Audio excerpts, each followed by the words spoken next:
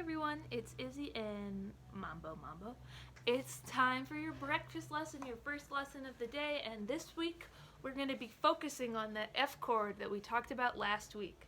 So, F chord. Remember, chord is when we're playing multiple notes at the same time that sound good together. Not every chord sounds nice. A lot of chords sound nice, but there are also chords that are dissonant. So a dissonant chord, dissonant means when, let me try and find two notes that don't sound good together.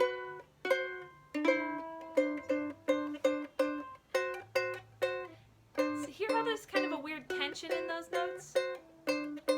A chord doesn't always have to be pretty, but for our purposes we're mostly going to be playing major chords right now, and F is a major chord.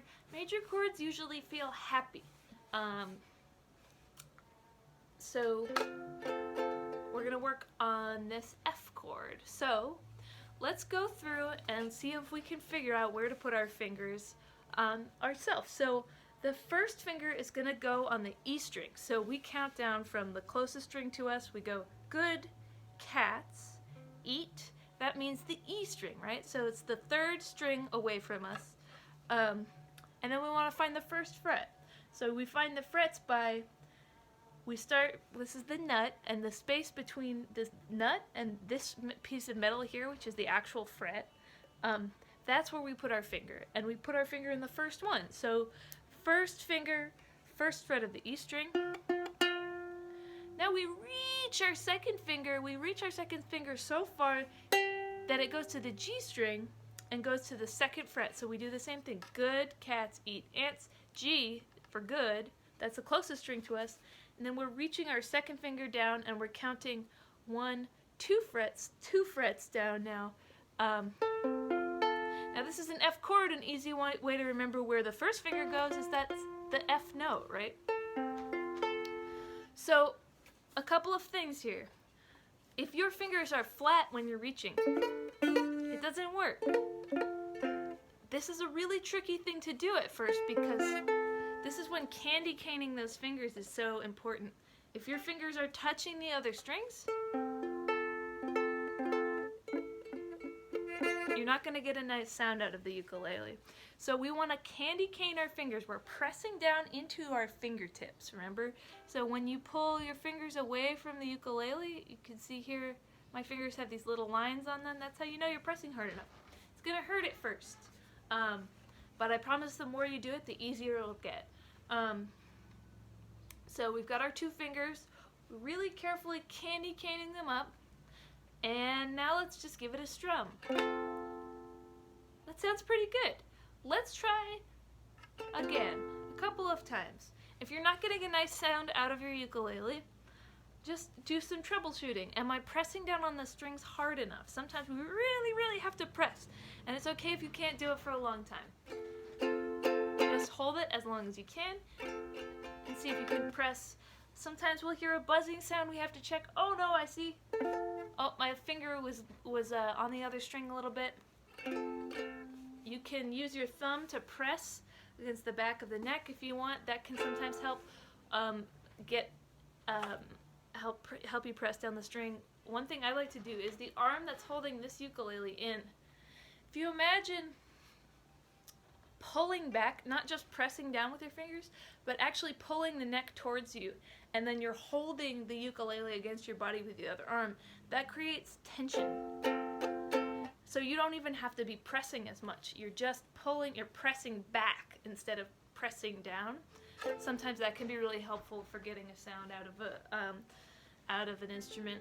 When I play guitar, when I'm playing chords that are really hard for me to play, sometimes I'll do that. I'll pull the guitar into me with the arm that's holding the guitar, the ukulele, and the arm that's holding the neck as well.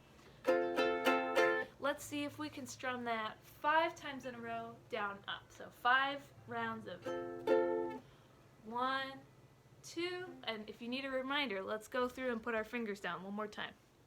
First finger on the first fret of the E string. Check and see if you can find it first. Okay, I'm going to put my finger down. It's on the F note. First finger, first fret of the E string. Second finger, second fret of the G string. See if you can find it. Reach, reach, reach. It's important that you use that second finger. Don't use any other fingers. All right, there you go. Now press down, and now we're gonna go 1, 2, down, up.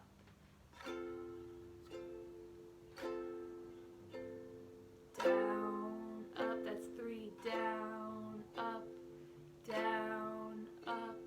Great job, awesome job. Now, let's go back to that C chord. Do you remember the C chord? That's when we go, good cats eat ants. We find the A string, and then we do that same thing. We count 1, 2, 3. We count. And this chord is easy. It only requires one finger. That's your third finger down on the high C on the A string. So find that chord, and let's do that one 5 times. 1, 2, ready, go. Down, up, down, up, down, up, down, up, down, up. Really good. Now, see if you can go back to that F. This is a challenge. First finger, first fret of the E string. Second finger, second fret of the G string. Back to our F. Let's go 5 times. 1, 2, here we go. Down, up, down, up, down, up, down, up, down, up. Now switch back to the C. See if you can do it.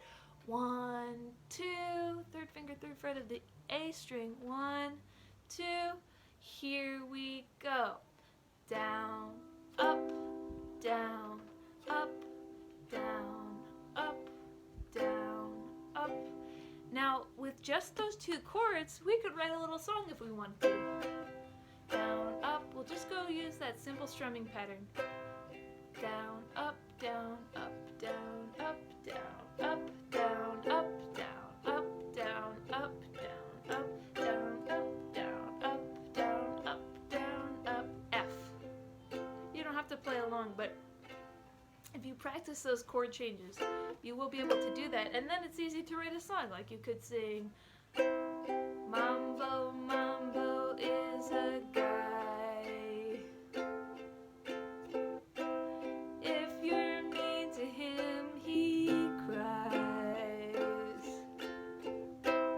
Mambo, Mambo is my friend. Why is everybody mean to him? Practice switching between those chords and see if you can write your own song.